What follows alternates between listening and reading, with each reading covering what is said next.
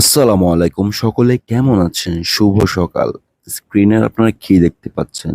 মূলত ঝালমুড়ি তো নাকি?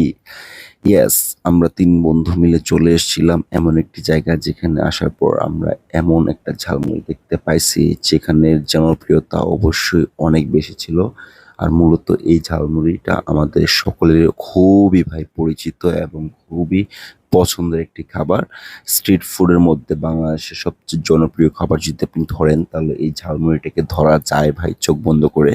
এই ঝালমুড়ির ইতিহাস কিন্তু ভাই খুবই পুরনো। ব্রিটিশ আমল থেকেই কিন্তু কলকাতার মধ্যে এই ঝালমুড়ির একটি প্রচলন ছিল। সেইখান থেকে এই ঝালমুড়িটি সকলের কাছে খুবই জনপ্রিয়তা পেয়ে যায়। মজার কথা আছে একটা সময় কিন্তু এই ঝালমুড়ি রাস্তায়, রাস্তায় ফেরি করার মাধ্যমে বিক্রি করা হতো। সেই প্রচলনটা এখনো আছে কিন্তু বর্তমান সময়ে এটাকে নিয়ে কিন্তু প্রায় 5 স্টার হোটেলেও সেল করা হচ্ছে। সো ব্যাপারটা খুবই ইন্টারেস্টিং না?